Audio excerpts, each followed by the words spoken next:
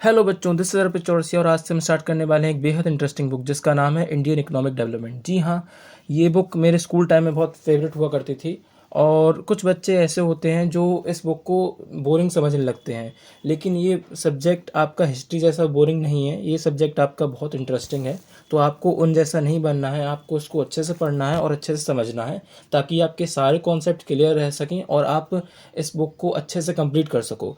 तो चलिए स्टार्ट करते हैं इस बुक का फर्स्ट चैप्टर जिसका नाम है Indian economy on the eve of independence. तो आज के इस लेक्चर में हम कवर करने वाले हैं 3 टॉपिक्स जिनका नाम है introduction, low level of economic development under the colonial rule, और थर्ड टॉपिक है status of agricultural sector, industrial sector and foreign trade.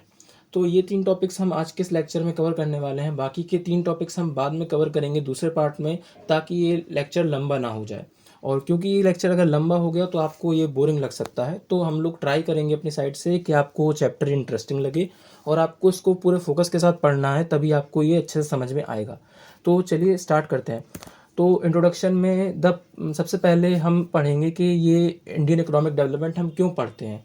तो इंडियन इकोनॉमिक डेवलपमेंट हम बेसिकली इसलिए पढ़ते हैं ताकि हम समझ सकें कि इंडिपेंडेंस से पहले, इंडिपेंडेंस के बाद और जो ब्रिटिश एरा था, यानी कि जब हमारे ऊपर ब्रिटिश ने राज किया था, उस टाइम पे हमारा इकोनॉमी कैसा था, और हम समझ सकें कि जो आज की इकोनॉमी हम लोग देख रहे हैं उसकी रूट्स जो हैं वो किस टाइप से हमारे आज के इकोनॉमी में अफेक्ट करते हैं। यानी कि जो हमारे पिछले टाइम में जो हमारे पहले इकोनॉमी थी, जो हमारी इंडिपेंडेंस के टाइम पे इकोनॉमी थी, उसकी वजह से आज हमारे इकोनॉमी में क्या क्या चेंजेस हमें देखने को मिले और उनसे हम क्या क्या चीज़ें, क्या क्या मीज़र अभी तक हम उसको फॉलो करते आ रहे हैं। तो सबसे पहले ये लाइन आपकी हो गई। उसके बाद जो आज का स्ट्रक्चर है, मैंने भी बोला जैसे कि आज का जो स्ट्रक्चर है वो इंडिया का आज के अकेले डिसीजंस पे नहीं है, उसके जो रूट्स हैं वो पास से आए हुए हैं। यानी कि वो उसके फैसले जो अभी लिए गए हैं या पहले लिए गए थे, तो वो आज के बेसिस पे अकेला नहीं लिए गए हैं। वो पिछले जो हमारे साथ पहले हुआ था, हमारी इकोनॉमी के साथ जो हुआ था, उन सबको अच्छे से समझ के और उन सब का पूरा एक्सट्रैक्ट लेके तभी ये आज डिसीजंस हमारे चल रहे हैं। The sole purpose of the British colonial rule in India was to reduce the country to being a raw material supplier for Great Britain owns rapidly expanding modern industrial base। तो जो purpose था British का India में, तो वो purpose यही था कि यहाँ से हम अच्छा अच्छा रॉ मटेरियल उठा के अपने कंट्री ले जाएं और वहाँ से अच्छा मतलब फिनिश्ड गुड्स बना के उसको चीप प्राइस में इंडिया में बेचें, ताकि इंडिया की इकोनॉमी बिल्कुल डाउन हो जाए और ब्रिटिश की इकोनॉमी और ब्रिटिश का इंडस्ट्रियल बेस अच्छे तरीके से बढ़ जाए और उसको ग्रोथ मिल जाए। तो इंट्रोडक्शन में इतना ही। Low level of economic development under the colonial rule. तो इसमें हम सबसे पहले बात करेंगे एग्रीकल्चर की। तो एग्रीकल्चर उस टाइम पे मेन सोर्स हुआ करता था लाइवलीहुड का। यानी कि वहाँ उस टाइम पे अपने जो इंडियन इकोनॉमी में सबसे ज़्यादा एग्रीकल्चर हुआ करता था। लोग खेती बाड़ी ज़्यादा करते थे और उसी के ऊपर उनका पूरी रोज़ी रोटी और पूरा जीवन चलता था। ठीक है, लेकिन फिर भी और भी चीज़ें ऐसी थीं जो मतलब ब्रिटिश एरा के पहले, यानी कि जो ब्रिटिश ने जब हमारे ऊपर कब्ज़ा किया था उससे पहले हमारी और भी चीज़ें ऐसी थी जो काफ़ी फेमस थी वर्ल्ड वाइड में, और उससे हमारा जो इंडिया का रेपुटेशन था वो बहुत अच्छा था। तो उसमें से नंबर 1 हो गया आपका मैन्युफैक्चरिंग एक्टिविटीज़, यानी कि मैन्युफैक्चरिंग इंडस्ट्रीज़। तो मैन्युफैक्चरिंग इंडस्ट्रीज़ में हमारा जो इंडिया था वो बहुत आगे था। यानी कि वो उसकी हैंडीक्राफ्ट जो इंडस्ट्रीज़ थी वो बहुत अच्छी थी, और उसका जो डिज़ाइन, उसका जो प्रोडक्ट बन के आता था, जो वर्ल्ड वाइड जाता था, सब जगह जाता था पूरे देश में, पूरे विश्व में सॉरी। तो वो उसकी रेपुटेशन बहुत अच्छी थी क्योंकि वो वहाँ पे एक मतलब हाई स्टैंडर्ड्स में बना हुआ था। यानी कि जो हमारे यहाँ के आर्टिस्ट थे जो वो उस चीज़ पे काम करते थे वो बहुत अच्छा काम करते थे, और वैसा काम कोई और देश नहीं कर पाता था। और जो क्वालिटी हुआ करती थी अपने मटेरियल की वो बहुत अच्छी हुआ करती थी, जिससे हमारी जो पूरे विश्व में जो तारीफ़ थी वो बहुत होती थी। उसकी वजह से हमारा जो मतलब क्या कहते हैं इकनॉमी थी, इकनॉमी हमारी बहुत स्ट्रांग थी उस टाइम पे, क्योंकि लोग हमारे यहाँ से अपना मतलब बहुत सारी चीज़ें खरीदते थे और हमारा ओवरऑल जो इंडस्ट्रियल बेस था वो बहुत अच्छा था। तो उसके बाद जब कॉलोनियल गवर्नमेंट ने रूल किया इंडिया में, तो उसने ऐसी ऐसे पॉलिसीज़ लाके पूरे इकनॉमी को चेंज कर दिया। उन्होंने क्या किया, उन्होंने सबसे पहले हमारे जो इकोनॉमी थी उसमें जो हमारा हैंडीक्राफ्ट इंडस्ट्री था, तो हमारे हैंडीक्राफ्ट इंडस्ट्री पे उन्होंने टैरिफ लगा दिया, उन्होंने ऐसी पॉलिसीज़ लगा दी जिसकी वजह से जो हमारा गुड्स था वो मार्केट में, सॉरी वर्ल्ड में, वो बहुत कॉस्टली हो गया। और ब्रिटिश क्या करता था, उसी गुड्स को चीप प्राइस में दे देता था। उससे क्या हुआ कि जो हमारा प्रोडक्ट था वो उसका ग्रोथ, मतलब कि वो अब मार्केट में नहीं चलता था, और उसकी वजह से हमारा जो इंडस्ट्रियल बेस था, हमारी हैंडीक्राफ्ट इंडस्ट्रीज थी, वो पूरी तरीके से ख़त्म हो गई। और उस वजह से हमारे यहाँ पे काफ़ी अनएम्प्लॉयमेंट देखने को मिली। और उससे ब्रिटिश का बहुत फ़ायदा हुआ, क्योंकि वो उन्होंने हमारे इंडिया को ट्रांसफॉर्म कर दिया था ऐसे कि वो एक इंडिया एक सप्लायर बन के रह जाए रॉ मटेरियल का, यानी कि वो सिर्फ रॉ मटेरियल सप्लाई करे सिर्फ ब्रिटिश को। और ब्रिटिश क्या करती थी, उस गुड्स को ले जाती थी और बनाकर अपने इंडस्ट्रियल बेस में अपनी मशीनरी से, क्योंकि ब्रिटिश के पास मशीनरी थी और हमारे इंडिया में हैंडीक्राफ्ट था, मतलब सब हाथ से बनाते थे, तो मशीन से जो बनता है उसका कॉस्ट कम ही होता है। तो वो वहाँ से अपनी मशीन से बना बना के चीज़ें यहाँ पे लाते थे और यहाँ पे बेचते थे इंडिया में बेचते थे और वर्ल्ड वाइड सब जगह बेचते थे, क्योंकि इंडिया का नाम तो उन्होंने ख़त्म कर दिया था। तो वो अब उस चीज़ का फ़ायदा उठा के अपने पूरे वर्ल्ड में और इंडिया में अपना अच्छा खासा एक्सपोर्ट करते थे। उसके बाद बढ़ते हैं अगले उस पे स्लाइड पे। The colonial government never made any sincere attempt. तो यहाँ पे बात कर रहे हैं कि कॉलोनियल गवर्नमेंट ने कभी भी एक सिंसियर अटैम्प्ट नहीं किया इंडिया की नेशनल और पर कैपिटा इनकम एस्टिमेट करने के लिए, यानी कि उसकी पर कैपिटा इनकम और नेशनल इनकम निकालने के लिए कॉलोनियल गवर्नमेंट ने आज, मतलब तब उस टाइम पे कोई सिंसियर अटैम्प्ट नहीं किया था। उस टाइम पे कुछ लोग थे जिन्होंने ये अपने मतलब इंडिविजुअली अपना डेटा कलेक्ट किया और ट्राई किया कि वो मेज़र कर सकें ये सब चीज़ें, पर कैपिटा इनकम और नेशनल इनकम। और लेकिन उसमें से काफ़ी सब, मतलब काफ़ी लोगों ने ये सब किया था, ठीक है, लेकिन उनका जो डेटा था सबका डेटा अलग अलग था और काफ़ी कॉन्फ्लिक्टिंग था, यानी कि वो इनकन्सिस्टेंट था, वो एक मतलब रेलेवेंट नहीं था, कह सकते हैं कि आप वो मैच नहीं करता था, यानी कि या फिर वो रियलिटी में सही नहीं लगता था, तो उससे काफ़ी कॉन्फ्लिक्ट हुए। तो उनमें से जो जितने भी इंडिविजुअल्स थे जिन्होंने एस्टिमेट करने की कोशिश की, उनमें से कुछ नाम ये हैं: Dadabhai Naoroji, William Digby, Findlay Shirras, V K R V Rao and R C Desai. ठीक है, इसमें से जो we K R V Rao थे उनका डेटा था वो काफ़ी रेलेवेंट माना गया, काफ़ी अच्छा माना गया उस टाइम पे। लेकिन फिर भी वो जो हमारा कंट्री का ग्रोथ था, वो कंट्री का ग्रोथ हमारा जो एग्रीगेट रियल आउटपुट था, जो first half of 20th century, यानी कि 20th सेंचुरी के फर्स्ट हाफ में जो हमारा रियल एग्रीगेट आउटपुट था वो काफ़ी लो था। वो 2% से भी कम था, यानी कि वो 2% से भी कम था, जो बहुत कम माना जाता है, ठीक है। और उसके साथ हमारा जो पर कैपिटा ग्रोथ थी वो थी 0.5%, यानी कि आधा परसेंट। तो आधा परसेंट भी मतलब एक तरीके से आप कह सकते हो कि ना के बराबर हुई। तो जो हमारी उस टाइम पे पर कैपिटा आउटपुट ग्रोथ थी वो साल के हिसाब से बिल्कुल ना के बराबर थी, हमारी कोई ग्रोथ नहीं हो रही थी हमारी इकोनॉमी की। तो अब बात करते हैं अगले टॉपिक की, status of agriculture sector. About 85% of the countries population, यानी कि जो 85% हमारी कंट्री की पॉपुलेशन थी वो गांव में रहती थी और उनका रहना खाना जीवन यापन सब डायरेक्टली और इनडायरेक्टली एग्रीकल्चर पे निर्भर था, यानी कि खेती बाड़ी पर निर्भर था। इतने सारे लोगों का ऑक्यूपेशन होने के बावजूद भी उसमें कोई ग्रोथ देखने को नहीं मिल रही थी, और बल्कि जो प्रोडक्टिविटी थी वो हर साल कम पे कम होती जा रही थी। जो थोड़ा बहुत एक्सपेंशन मिलता था प्रोडक्टिविटी में वो सिर्फ एग्रीगेट एरिया बढ़ाने से, यानी कि कोई लैंड हो गया जिस पे पहले पेड़ पौधे लगे थे उसको काट के उसको साफ़ करके वहाँ पे खेती बाड़ी करने लगे, तो उस वजह से थोड़ी बहुत प्रोडक्टिविटी हमें बढ़ती हुई देखने मिलती थी। अदरवाइज़ जो हमारी प्रोडक्टिविटी थी वो बहुत लो थी। तो ये स्टैग्नेशन का कारण था। कई सारे लैंड सेटलमेंट सिस्टम जो ब्रिटिश गवर्नमेंट ने, यानी कि कॉलोनियल गवर्नमेंट ने एम्प्लीफाई किया था, मतलब कि अप्लाई किया था, लागू किया था।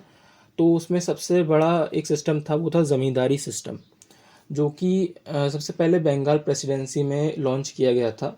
उसके बाद बाकी जगहों पर ये सब लॉन्च किया गया था। इसमें क्या होता था कि एक गांव, जैसे कि आप मान लो कि जब 5 गांव हैं, 5 गांव एक राजा को दे दिए और उसको बोला कि आपको टैक्स कलेक्ट करना है जो भी खेती बाड़ी करते हैं उन सब से, यानी कि जो कल्टीवेटर्स हैं उनसे आपको टैक्स लेना है। भले ही उनकी ग्रो मतलब फसल कैसी भी हो क्या हो कोई मतलब नहीं, बस आपको उनसे टैक्स लेना है। तो अगर आप उस टैक्स को लेने में नाकाम होते हैं या फिर आप टाइम टू टाइम वो टैक्स लेके ब्रिटिश गवर्नमेंट को नहीं भर पाते हो, तो आपसे वो सारे गांव छीन लिए जाएंगे, आपकी जो राइट्स हैं वो सारी राइट्स ले ली जाएंगी और वहाँ पे ब्रिटिश गवर्नमेंट अपना कब्ज़ा ले लेगी वापस। तो ये सिस्टम था ज़मींदारी सिस्टम। इसमें क्या होता था कि सबसे पहले अब जो कल्टीवेटर था वो अपना क्रॉप जो था, जो अपनी फसल होती थी उसको उगाता था, और उसके बाद उसको बेच के या फिर जैसे तैसे करके उसका टैक्स भरता था। वो टैक्स वो देता था ज़मींदार को, यानी कि वहाँ के राजा महाराजा को कह सकते हैं अपन, ज़मींदार को देता था, और वो ज़मींदार टाइम टू टाइम उसको ब्रिटिश गवर्नमेंट को वो टैक्स भरता था। उसके बदले उसको थोड़ा बहुत उसमें से बीच का कमीशन मिल जाता था। और ऐसे इसी वजह से जो मतलब उनका कल्टीवेटर्स का प्रॉफिट था, जितना भी प्रॉफिट हुआ करता था, वो सारा ऐसे ही ख़त्म हो जाता था। और उसकी वजह से जो न्यू इक्विपमेंट्स हैं या फिर जो टेक्नोलॉजी है उस पर हम इन्वेस्ट नहीं कर पाते थे, यानी कि जो कल्टीवेटर्स थे वो कोई इन्वेस्टमेंट नहीं कर पाते थे एग्रीकल्चर सेक्टर में, ताकि वो अपनी प्रोडक्टिविटी बढ़ा सकें। और इसी वजह से जो हमारी प्रोडक्टिविटी थी वो काफ़ी लो थी। ठीक है। और ना ज़मींदार ना ब्रिटिश गवर्नमेंट किसी ने भी कोई ऐसा इनिशिएटिव नहीं लिया जिसकी वजह से प्रोडक्टिविटी जो है वो बढ़ सके। तो इसी वजह से, और जो रेवेन्यू सेटलमेंट सिस्टम था, यानी कि जो रेवेन्यू सेटलमेंट सिस्टम ये इन लोगों ने ज़मींदार को दे रखा था, यानी कि जो ज़मींदारी सिस्टम में था, वो मजबूर करता था ज़मींदार्स को कि वो ऐसा बर्ताव करें कि तुरंत उन्हें टाइम टू टाइम टैक्स लेना है, कैसे भी ले वो वसूलते थे पूरा टैक्स, और उसको ब्रिटिश गवर्नमेंट को आगे पास करते थे। ठीक है। इसी वजह से जो ज़मींदार थे उनको उनके पास कोई चारा नहीं हुआ करता था, वो तुरंत जाते थे और टैक्स जो टाइम टू टाइम उन्हें कलेक्ट करना होता था वो करते थे, किसी पे कोई दया भावना नहीं करते थे। ठीक है। तो जो लो लेवल ऑफ टेक्नोलॉजी था, lack of irrigation facilities, negligible use of fertilisers, ये सब कारण थे लो प्रोडक्टिविटी के। ठीक है। सम एविडेंस, यानी कि कुछ एविडेंस बताते हैं कि उस टाइम पे कुछ लोगों ने, कुछ कल्टीवेटर्स ने कैश क्रॉप्स उगाना स्टार्ट कर दिया था। अब कैश क्रॉप्स क्या होता है? कैश क्रॉप्स कह सकते हैं जैसे कि इंडिगो प्लांटेशन, और ऐसे कई सारे क्रॉप्स होते हैं जो कि ब्रिटिश की इंडस्ट्री में, यानी कि डाई बनाने के लिए या फिर कई सारी चीज़ों में, ऐसे कॉटन हो गया, तो ये सब चीज़ें हमारे कपड़े बनाने में काम आती है, या फिर शर्ट या फिर रेडीमेड गुड्स गारमेंट्स बनाने में काम आती है। तो इनकी वैल्यू थी जो मार्केट में वो काफ़ी ज़्यादा थी, क्योंकि ये कमर्शलाइजेशन, यानी कि ये क्रॉप्स ऐसे थे जिनका अच्छा वैल्यू हुआ करता था और इनकी डिमांड भी थी। तो इसी वजह से कई सारे लोग ये कैश क्रॉप्स उगाना स्टार्ट कर दिए थे। ठीक है। Instead of producing food crops, यानी कि फूड क्रॉप्स उगाने की जगह वो अब उगा रहे हैं कैश क्रॉप्स, ताकि उन्हें प्रॉफिट मिल सके। ठीक है। और प्रॉफिट मिले और ब्रिटिश जो है वो अपना उसका जो क्रॉप्स है, फूड क्रॉप्स है, वो अपने यहाँ पे इंपोर्ट कर सके। तो बेसिकली यही इनका वो था, ब्रिटिश गवर्नमेंट का यही रीज़न था। इसीलिए इंडिगो प्लांटेशन, आपने वो चैप्टर पढ़ा होगा, उसमें आप पढ़ोगे उस चैप्टर को, तो उसमें आपको बताया गया है कि कैसे वो लोग मजबूर करते थे लोगों को कैश क्रॉप्स उगाने के लिए। ठीक है। तो थोड़ा बहुत प्रोग्रेस इरिगेशन में देखने मिला, लेकिन तब भी जो ओवरऑल इन्वेस्टमेंट था टेरेस फार्मिंग में, फ्लड कंट्रोल में, ड्रेनेज में, तो ये सब चीज़ों पे कोई भी इन्वेस्टमेंट नहीं हुआ, कोई इन्वेस्टमेंट देखने को नहीं मिला, जिससे ओवरऑल जो प्रोडक्टिविटी थी वो बहुत लो थी। ठीक है। While a small section of farmers, यानी कि थोड़ा बहुत सेक्शन ऑफ फार्मर, थोड़े कुछ फार्मर्स थे जो मतलब काफ़ी बड़े बड़े फार्मर्स होते हैं, वो लोग, उनके पास होता है इन्वेस्टमेंट करने का थोड़ा बहुत फंड वगैरह होता है, तो वो लोग कैश क्रॉप यूज़ करते थे और वो लोग कमर्शियल क्रॉप्स यूज़ करते थे, ताकि उनको अच्छे से प्रॉफिट मिल सके। बाकी जो छोटे मोटे टीनेंट्स थे, कल्टीवेटर्स थे, स्मॉल फार्मर्स थे, उनके पास कोई ऐसा ऑप्शन नहीं था, ना उनके पास कोई रिसोर्सेज थे, ना उनके पास कोई टेक्नोलॉजी थी जिससे वो इन्वेस्ट कर सके एग्रीकल्चर में, और ना वो उससे कोई प्रोडक्टिविटी बढ़ा पाए। ठीक है। तो अब बात करते हैं इंडस्ट्रियल सेक्टर की। तो हैंडीक्राफ्ट इंडस्ट्री था, उसके डिक्लाइन होने के बाद भी कोई ऐसा इनिशिएटिव ब्रिटिश की साइड से नहीं लिया गया जिससे हमारा जो मॉडर्न इंडस्ट्रियल बेस है वो बन सके। तो उनको अलाउ ही नहीं किया गया था, ताकि जो ओवरऑल ब्रिटिश इंडस्ट्रीज़ है उनको फ़ायदा हो, उनके मॉडर्न इंडस्ट्रीज़ अच्छे से चले। तो उसी वजह से ब्रिटिश ने इंडिया में कोई भी इंडस्ट्री पे जोर नहीं दिया। तो यहाँ का जो ओवरऑल इंडस्ट्रियल बेस था वो बिल्कुल ख़त्म ही था, कोई यहाँ पे इंडस्ट्रियल बेस नहीं था। जो पुराना हैंडीक्राफ्ट इंडस्ट्रीज़ था वो उन्होंने डिस्ट्रॉय कर दिया, और जो नया था वो नया कभी बनने का मौका ही नहीं दिया। ठीक है। The primary motive of the colonial government, यानी कि जो प्राइमरी मोटिव था कॉलोनियल गवर्नमेंट का, वो था इस पॉलिसी को, मतलब इस पॉलिसी को सिस्टमेटिकली इससे जो डी इंडस्ट्रियलाइजेशन करना इंडिया में। ठीक है। तो सबसे पहले उन्होंने क्या किया, उन्होंने टैरिफ लगाया उस पे, ओवरऑल जो फिनिश्ड गुड्स हम लोग यहाँ से भेजते थे वो वर्ल्ड वाइड में, तो उस पे टैरिफ लगाया, जिसकी वजह से हम एक एक्सपोर्टर बन के रह गए रॉ मटेरियल्स के, यानी कि हम सिर्फ रॉ मटेरियल के एक्सपोर्टर बन के रह गए, क्योंकि उस पर उन्होंने टैरिफ नहीं लगाया था। उन्होंने ब्रिटिश को, अगर इंडिया से अपन ब्रिटिश कोई गुड्स भेज रहे हैं या रॉ मटेरियल भेज रहे हैं तो उस पर उन्होंने टैरिफ नहीं लगाया था, और बाकी सब चीज़ों पे टैरिफ लगाया था। इसलिए हम लोग मजबूर थे कि हम लोग इम्पोर्ट करें ब्रिटिश को, ठीक है, सॉरी एक्सपोर्ट करें ब्रिटिश को। तो हम लोग उसको एक्सपोर्ट करते थे इंपॉर्टेंट रॉ मटेरियल्स, जिसका वो यूज़ करते थे अपनी मॉडर्न इंडस्ट्रीज़ में, और उससे जो फिनिश गुड्स था उसको इंडिया में बेचते थे। तो इंडिया उनके लिए एक मार्केट था उनके फिनिश गुड्स को बेचने के लिए, ठीक है। तो उस वजह से जो हमारा ओवरऑल इंडस्ट्रियल सेक्टर था वो बिल्कुल ख़त्म था, और उसकी वजह से हमारा जो मैसिव अनएम्प्लॉयमेंट देखने मिला, क्योंकि अब जब वो फैक्ट्रीज़ बंद हो गई तो लोग बेरोज़गार हो जाएंगे, जो लोग पहले काम करते थे अब वो बेरोज़गार हो गए। तो इस वजह से मैसिव अनएम्प्लॉयमेंट देखने को मिली, ठीक है। और एक नई डिमांड देखने को मिली जो कि थी फिनिश गुड्स की, जैसे कि उस टाइम पे ब्रिटिश के लोग कोट पैंट पहनते थे, शर्ट पैंट पहनते थे, तो वो एक नया ट्रेंड वहाँ पे तब स्टार्ट हुआ कि हम भी शर्ट पैंट पहनेंगे, हम धोती कुर्ता नहीं पहनेंगे, ये नहीं पहनेंगे, वो नहीं पहनेंगे। तो उस वजह से जो ओवरऑल इंडिया का लोकल मार्केट था वो ख़त्म हो गया था।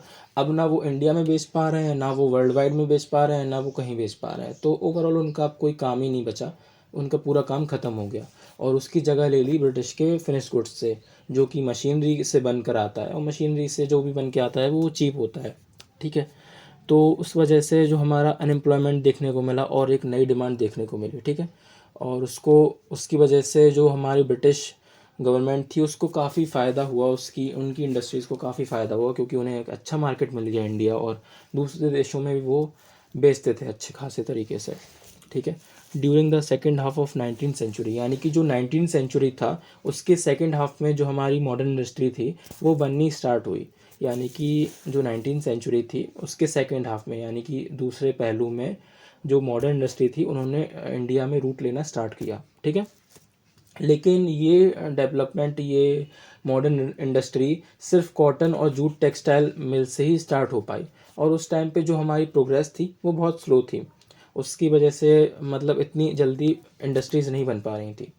The cotton textile mills were located in western parts of country, ठीक है। उस टाइम पे कॉटन टेक्सटाइल्स जो थे हमारे, आज भी हमारे कॉटन टेक्सटाइल सारे महाराष्ट्र और गुजरात साइड में लोकेटेड हैं, और जो हमारे जूट मिल्स हैं वो बंगाल साइड में लोकेटेड हैं, और जो हमारी आयरन एंड स्टील इंडस्ट्रीज़ हैं वो 20th सेंचुरी में बनना स्टार्ट हुई। उसके बाद the Tata iron and steel company, यानी कि TISCO, TISCO, was incorporated in 1907। तो ये 1907 में आया था TISCO. A few other industries in the field of sugar, cement, paper etcetera came up after the world war second, ठीक है। तो जो हमारी शुगर, सीमेंट और पेपर की फैक्ट्री थी वो सेकेंड वर्ल्ड वॉर के बाद आनी स्टार्ट हुई, क्योंकि उस टाइम पे थोड़ा सा हमारा ब्रिटेन था ना वो कमज़ोर हो गया था, क्योंकि वो वॉर हार चुका था। तो there was hardly any capital goods industry, यानी कि कोई भी उस टाइम पे कैपिटल गुड्स इंडस्ट्री नहीं था। तो कैपिटल गुड्स इंडस्ट्री क्या होता है, कैपिटल गुड्स सबसे पहले समझते हैं। तो कैपिटल गुड्स का मतलब है ऐसे चीज़ें, ऐसे सामान, ऐसी प्रोडक्ट जो यूज़ हों दूसरी इंडस्ट्रीज़ के लिए, जो दूसरी इंडस्ट्रीज़ यूज़ कर सके अपनी प्रोडक्टिविटी बढ़ाने के लिए। जैसे कि मान लो मशीनरी हो गई, या फिर कोई भी ऐसे मिक्सर हो गया, या कोई भी बड़े बड़े मशीनरी आते हैं जो कि दूसरी फैक्ट्रियों के काम आते हैं। यानी कि एक फैक्ट्री ने वो मशीन बनाई तो उसने दूसरी फैक्ट्री को बेची, और दूसरी फैक्ट्री उससे अपनी प्रोडक्शन बढ़ा रहा है, तो इसको बोलते हैं कैपिटल गुड्स, जो कैपिटल बढ़ाए, यानी कि ऐसे गुड्स जो कैपिटल इम्प्रूव करने में हेल्प करें, कैपिटल बढ़ाने में मदद करें, ठीक है। तो ऐसी इंडस्ट्रीज़ इंडिया में उस टाइम पे बिल्कुल नहीं थी। तो उसमें डेफिनेशन लिखी है, capital goods industry means industries which can produce machine tools which are in turn use for producing articles for current consumption, ठीक है। तो ये भी एक सही डेफिनेशन है, इसकी जगह आप दूसरी भी लिख सकते हो, और इसमें ऐड ऑन भी कर सकते हो, producing articles for current consumptions by other industries, यानी कि ऐसी इंडस्ट्री है जो कैपिटल गुड्स, जो गुड्स बनाती हैं जो कि दूसरी इंडस्ट्रीज़ के काम आती हैं, और उससे वो अपना आर्टिकल यानी कि अपने प्रोडक्ट्स बना के बाज़ार में बेचती है, ठीक है। The growth rate of the new industrial sector, यानी कि जो न्यू इंडस्ट्रियल सेक्टर का ग्रोथ रेट था और उसका कंट्रीब्यूशन था जीडीपी और जीवीए में वो बहुत कम था। जीडीपी यानी ग्रॉस डोमेस्टिक प्रोडक्ट, और जीवीए है ग्रॉस वैल्यू एडेड, ठीक है। तो इन दोनों में जो जीवीए और जीडीपी में जो कंट्रीब्यूशन था इंडस्ट्रियल सेक्टर का वो बहुत कम था। और उसके बाद जो सबसे बड़ा ड्रॉबैक ये भी था कि उस टाइम पे जो हमारा गवर्नमेंट थी, जो हमारा सरकार थी हमारी, उसका एरिया ऑफ ऑपरेशन बहुत कम था। यानी कि उनका एरिया ऑफ ऑपरेशन सिर्फ रेलवे, पावर जनरेशन प्लांट्स और कम्युनिकेशन पोर्ट्स तक था। और जब मतलब गवर्नमेंट किसी कंपनी को या किसी भी उसको सेक्टर को लेती है, तो वो वहाँ पे उसको ऐसे मतलब कि चलाती है ताकि लोगों का वेलफेयर हो सके। जबकि प्राइवेट जो इंडस्ट्रीज़ होती हैं वो अपना प्रॉफिट देखते हैं। तो क्योंकि अब यहाँ पे गवर्नमेंट का एरिया ऑफ ऑपरेशन बहुत कम है, तो इससे ओवरऑल पब्लिक को फ़ायदा नहीं हो रहा है। यहाँ पे मतलब कि जो फ़ायदा है वो प्राइवेट इंडस्ट्रीज़ ले रही हैं, क्योंकि वो उनका पूरा मार्केट है। मतलब गवर्नमेंट का सिर्फ रेलवे, पावर जनरेशन और कम्युनिकेशन तक ही एरिया ऑफ ऑपरेशन है, यानी कि वो इतना ही कंट्रोल कर रहे हैं उस टाइम पे, ठीक है। अब तो काफ़ी उन्होंने फिर उसके बाद इंडिपेंडेंस के बाद काफ़ी चीज़ें टेक ओवर कर ली थी और कई सारी इंडस्ट्रीज़ बनी थी उसके मतलब इंडिपेंडेंस के बाद। तो वो चीज़ अलग है, वो अपन आगे वाले चैप्टर्स पे पढ़ेंगे। तो स्टेटस ऑफ फॉरेन ट्रेड, तो जो हमारा स्टेटस ऑफ फॉरेन ट्रेड का स्टेटस था उसमें ये लिखा है, India has been an important trading nation.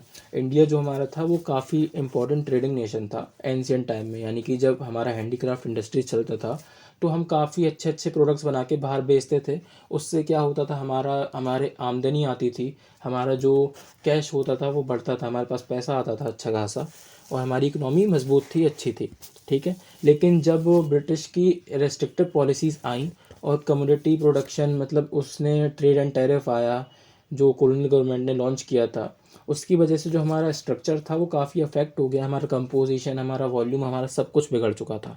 क्योंकि पहले हम ज़्यादा मात्रा में इंपोर्ट और एक्सपोर्ट, मतलब इंपोर्ट तो कम ही करते थे, एक्सपोर्ट करते थे, ज़्यादा मात्रा में एक्सपोर्ट करते थे, और हमारा इंपोर्ट बहुत कम था, कह सकते हैं। बस थोड़े बहुत आइटम हम लोग मंगवाते थे बाहर से।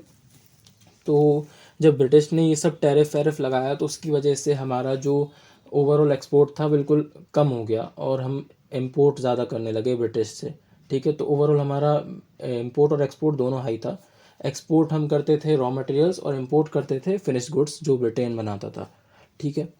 तो India became an exporter of primary products, यहाँ पे लिखा है जो इंडिया था वो एक्सपोर्टर बन के रह गया सिर्फ प्राइमरी प्रोडक्ट्स का, यानी कि रॉ सिल्क, कॉटन, वूल, शुगर, इंडिगो, जूट एट्सेट्रा, ठीक है। तो ये सब वो भेजता था ब्रिटिश को और वो वहाँ से अपना गुड्स बना के यहाँ पे बेचते थे, ठीक है। उसके बाद लिखा है N importer of finished goods like cotton, silk and woollen clothes, ठीक है। तो वही है कि वहाँ से बन के आते थे और उनका इम्पोर्टर बन गया इंडिया, क्योंकि अब कोई चारा नहीं था, इंडिया की इकनॉमी पूरी तरीके से कॉलोनियल गवर्नमेंट के रूल में थी, यानी कि वही लोग कंट्रोल कर रहे थे, अपना कोई कंट्रोल नहीं था। Britain maintained a monopoly control over India's export and imports, तो उन्होंने हमारे ऊपर पूरा कंट्रोल गेन कर रखा था और मोनोपोली अपनी चला रहे थे, अपनी मनमर्जी चलाते थे, और मतलब हमारी मनमर्जी नहीं चलती थी। More than half of Indian foreign trades were restricted to Britain's while the rest was allowed with other countries like China, Sri Lanka and Iran. तो उस टाइम पे हमारा मोस्टली जो फॉरेन ट्रेड होता था वो सिर्फ ब्रिटेन तक रेस्ट्रिक्टेड था, यानी कि हम ब्रिटेन से ही एक्सपोर्ट और इम्पोर्ट करते थे, और जो थोड़ा बहुत होता था वो हम चाइना, श्रीलंका और ईरान से करते थे, ठीक है। तो उसके बाद हमारे जो वर्ल्ड में एक सुएज़ कैनाल लॉन्च हो गई, यानी कि सुएज़ कैनाल बनी उस टाइम पे, जो कि काम करती है इंडिया और ब्रिटिश के रूट को आसान बनाने का, ठीक है। सुएज़ कैनाल की वजह से जो हमारा ब्रिटिश था, ब्रिटिश ने बहुत अच्छे से कंट्रोल गेन कर लिया था इंडिया के फॉरेन ट्रेड में, क्योंकि अब उन्हें आसानी होती थी अपना जो सामान है वो ब्रिटेन भिजवाने में, क्योंकि वो सुएज़ कैनाल से शिप के ज़रिए आराम से पहुंचा लेते थे। वो एक रूट अच्छा उन्हें मिल गया था, उसकी वजह से ब्रिटिश को और पावर मिल गई, उन्होंने और कंट्रोल गेन कर दिया, ठीक है। The most important characteristics of India's foreign trade through out the colonial period was the generation of large export surplus. तो सबसे बड़ा कैरेक्टरिस्टिक्स था उस टाइम का वो था कि जो हमारा इंडिया था colonial पीरियड में उसने लार्ज एक्सपोर्ट सरप्लस इकट्ठा कर लिया था, क्योंकि वो बहुत सारा रॉ मटेरियल इंडिया से ब्रिटिश को भेजता था। उसकी वजह से उसको काफ़ी अच्छा सरप्लस था, उसके पास अच्छा पैसा था, लेकिन वो पैसा कभी भी इंडिया की इकनॉमी को बढ़ाने में यूज़ नहीं किया गया। वो यूज़ किया गया ब्रिटिश की गवर्नमेंट को चलाने में, उनकी वर्ल्ड वॉर में जो वो वॉर लड़ते थे उसमें जो खर्चा आता था उसको, और कई सारे जो इन्वेस्टमेंट या जो भी चीज़ वो अपने फ़ायदे के लिए करते थे उसमें काम आता था। और जो लग्ज़री है, जो रानियों का, राजाओं का, उनके ब्रिटिश गवर्नमेंट का रहना खाना रहता था, उनका रॉयल ट्रीटमेंट होता था, उनका पूरा वो खर्चा इसी से होता था। ठीक है। This export surplus did not result in any flow of gold और सिल्वर इनटू इंडिया। इस सरप्लस से ना इंडिया में कोई गोल्ड और सिल्वर लाया गया, ना कुछ लाया गया। ठीक है। ये सिर्फ एक्सपेंसेस यानी कि जो ब्रिटिश का खर्चा था उसको संभालने के लिए यूज़ हुआ, और उससे हमारा कोई फ़ायदा नहीं हुआ। तो ये यही लिखा है इसमें। ठीक है। तो अभी ये मतलब लेक्चर इतना ख़त्म होता है। ये 3 टॉपिक्स हमने अच्छे से कवर कर लिए, इंट्रोडक्शन और वो प्री इंडिपेंडेंस वाला, उसके बाद ये तीनों सेक्टर्स का जो ओवरऑल डिस्क्रिप्शन था वो हमने पूरा कवर कर लिया है। ठीक है। इसके बाद अब हम 3 टॉपिक्स और बचते हैं, तो वो हम अगले लेक्चर में कवर करेंगे। और ये इसलिए इतना छोटा रखा है वीडियो क्योंकि आपको बोरिंग ना लगे। और आप प्लीज़, अगर आपको जैसा भी लगता है वीडियो, आप प्लीज़ कमेंट सेक्शन में इसका रिव्यू ज़रूर देना। कोई कमी हो तो आप बता सकते हो, तो हम लोग उसको इम्प्रूव करने की कोशिश करेंगे। और आप हमारे दूसरे प्लेटफॉर्म पे भी हमसे जुड़ सकते हैं, जैसे कि टेलीग्राम पे, तो उसका लिंक आपको डिस्क्रिप्शन में मिल जाएगा, और ये सामने आपको स्क्रीन पे भी दिख रहा है, secondary success and humanities x commerce. और आप इंस्टाग्राम पे भी हमसे जुड़ सकते हैं, तो वहाँ पे भी हम लोग इम्पॉर्टेंट चीज़ें आपको शेयर करेंगे। और आप हमारे यूट्यूब चैनल को सब्सक्राइब कर सकते हो ताकि आप कोई भी अपडेट मिस ना करो। ठीक है। और रिसोर्सेज़ के लिए आप टेलीग्राम ज्वाइन कर लेना, आपको अच्छे रिसोर्सेज मिलेंगे वहाँ पे, नोट्स वगैरह सब कुछ मिल जाएगा। और इस पे भी अगर 500 व्यूज़ तक आते हैं, यानी कि अच्छे ओवरऑल अच्छे व्यूज़ आ जाते हैं, तो हम इसके डिस्क्रिप्शन में ही नोट्स का लिंक दे देंगे। हम लोग अलग से अपनी नोट्स बना रहे हैं, तो उसमें थोड़ा सा टाइम लग सकता है, लेकिन वो नोट्स रेडी होते ही हम लोग डिस्क्रिप्शन में उसका लिंक दे देंगे। ठीक है। Thank you for watching this video. मिलते हैं अगले वीडियो में, तब तक के लिए बाय बाय।